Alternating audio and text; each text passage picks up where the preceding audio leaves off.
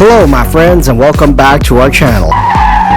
Okay my friends, you guys asked for it, and many of you asked me to continue to do the pandemic and slash prepping video. So here it is. This is one of the best ones that I could think of. I am going to show you many ways to prep yourself, keep yourself clean, making yourself sanitizing sprays along with sanitizing hand lotions. So sit back, relax, and enjoy this video, and let's go. Guys, welcome back to the Alpha Traveler 1 channel, and this is actually my video about how to stay safe at your home and how to make sure that you don't track a lot of the germs in. So with that said, come with us and I will show you some really cool stuff to stay safe. Now let's go. Alright, welcome back. So here we go.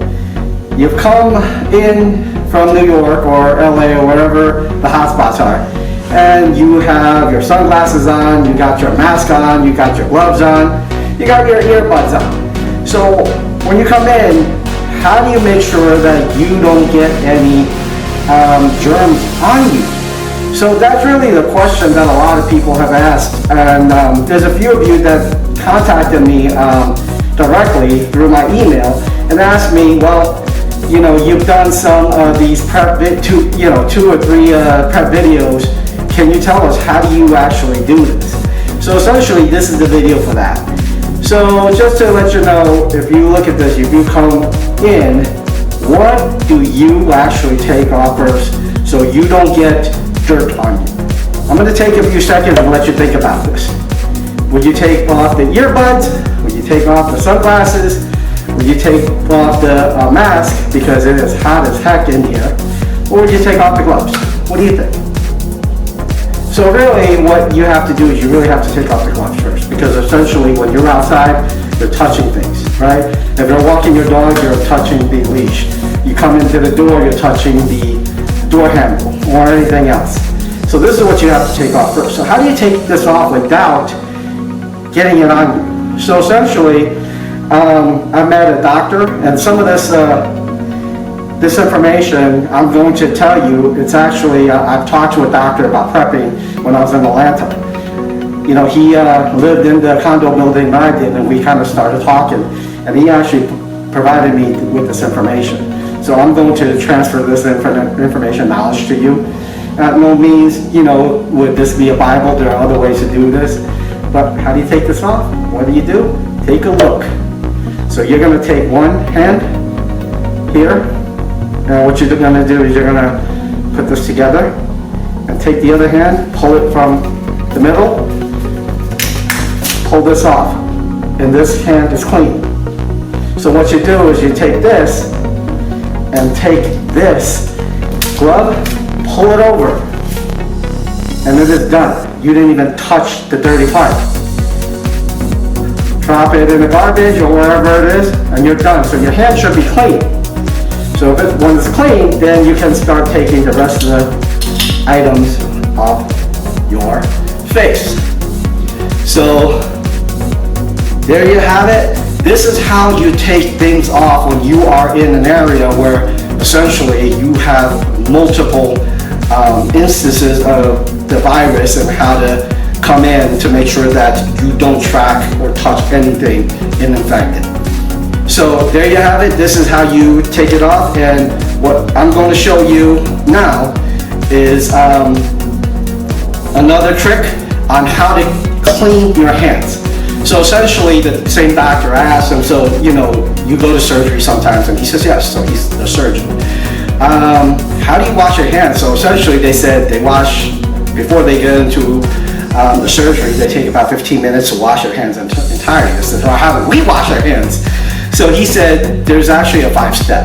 So the 5-step is really simple. If you have a soap, assuming this is a soap, lather inside, okay? Once you lather it inside, clean, you also have to lather outside, because this is what a lot of people forget. You lather on the outside. So this is step 2. So once you're done, he said, don't forget to do the between your fingers, because essentially, I didn't believe him when I wash my hands myself, you know, my normal way. you look between the fingers where you have a little bit of a webbing there, right there. And essentially, there are times where I can see it's still dry. So that means there are spots that could be dirty. So don't forget the finger. What he also said is the nails, the inside, the tips, have to wash the tips, because that's what you forget. So this would be step number 4. And step number 5, which is really simple, a lot of times when you wash your hands, you forget the thumb, the full thumb. Wash your full thumb. This is how you wash your hands. Essentially, this will take more than 20 seconds. But once you are done, you can rest assured your hands are probably a whole lot cleaner than if you did not use this method. And what I'd like you to challenge, I guess, is to ask someone you love or some of your friends, wash your hands in front of you, and then when they're done, open up their hands and show, and you could actually probably, if they didn't use this method, there are dry spots. Those dry spots are dirty spots. So there you have it, that's the cleaning part. And now we are going to go into the second part of this video. In this video, I will show you how to make hand sanitizers or actually sanitizing fluids if you were unable to buy them, say in a CVS, Walmart. As you know, they're always out. So with that said, let's go to the next section of the video. Alright, welcome back. So we're going to the second section of the video, and this section of the video is going to be about how to make things, sanitizing fluids to help you, sanitize your hands, or essentially, around your house. Before we do that, I'm going to take a sip of iced tea from my Minion Universal Studio mug. Since I just came back from walking my dog, it's 90-something degrees in Texas. Need a little sip before we get started. Always hit the spot, guys. Alright, so let's talk about making hand sanitizers. So one of the things that ran out first in all the drugstores and stuff are hand sanitizers. And what do you need to do? And essentially what's happening is this, as this epidemic continues, there's different guidelines for hand sanitization. So the CDC actually came out saying that if you want to make the hand sanitizers yourself, there's a certain percentage you have to do. So what we're doing is this. I want to show you. This is aloe gel. This is actually the gel. And you're going to need parts that you need this. And then the second one is the 70% rubbing alcohol. So this is very important. This is what sanitizes things. And this gel keeps your hands nice and moisturized, so you don't get cracks in your hands when you're drying it out. And the second thing is there's actually different color alcohol. And this one is kind of greenish, green, I guess. And I would recommend for people who have kids or adults who might not know what it is to use the colored ones. The reason is you have the colored ones, it kind of gives you a warning, what is that? So since I live alone with my dog never gets access to it, I did not use this. I actually used the regular rubbing alcohol, and it comes out like this. It's transparent, it's liquid.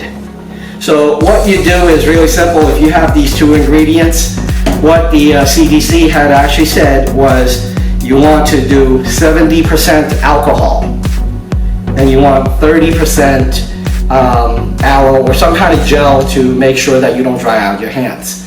So 70-30. And what I would like to point out is you should be using a measuring cup. So this way you don't use less of a rubbing alcohol and it becomes not too effective. So just to give you an idea, I actually mixed up 2 sets of these, and I'm going to show you the viscosity.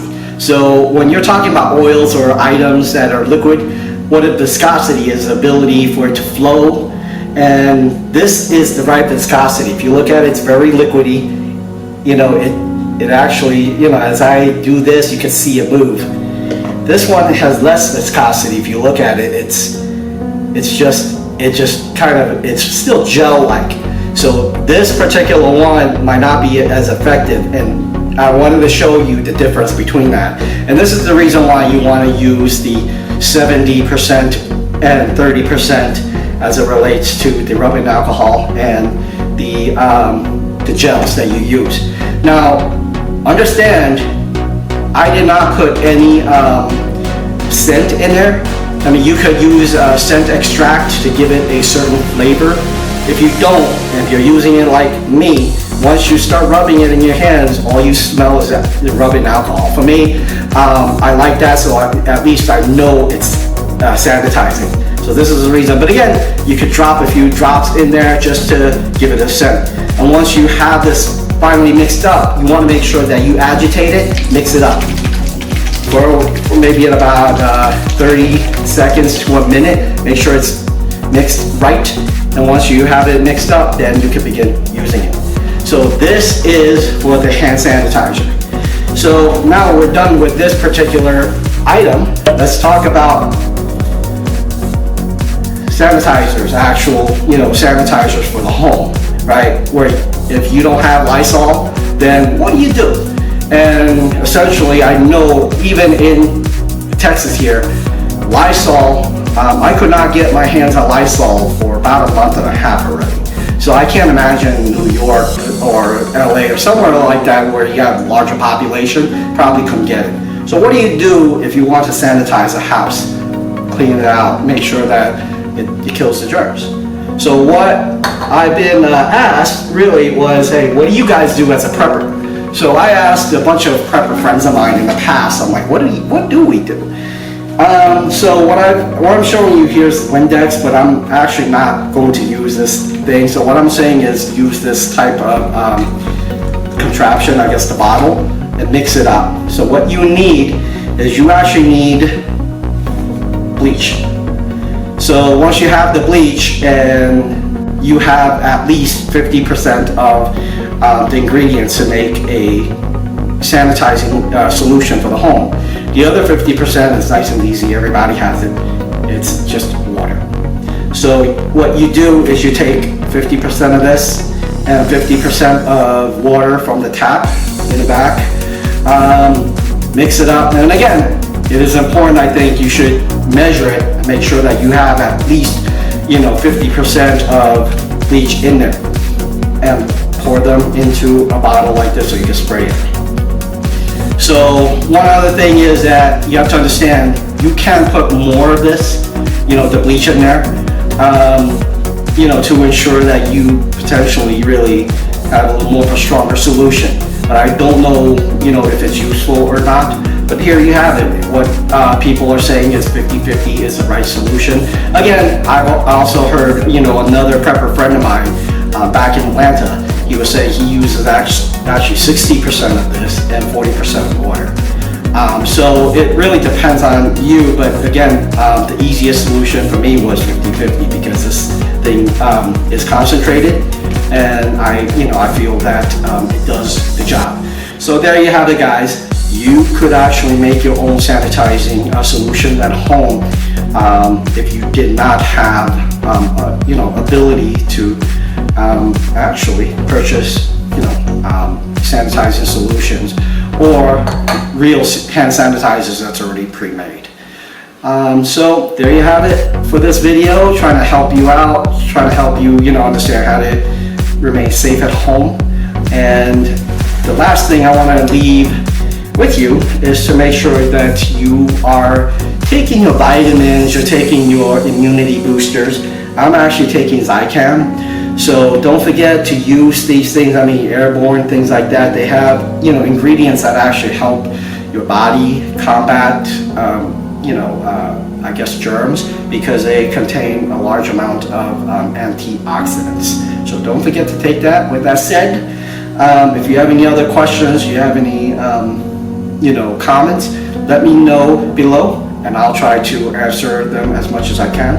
And what I'd like to leave with you is that I have faith in the world, especially have faith in the United States that we will get through this. So stay safe, stay healthy, and we will see you in the next video. Welcome back, my friends, and we hope you enjoyed the show. Please make sure you are subscribed to our channel so you will not miss another fantastic video from our channel. Please also leave a comment or share this video with your social media friends, as it will help our channel. With that said, we would like to thank you, and we hope that you will have a fantastic and a magical day.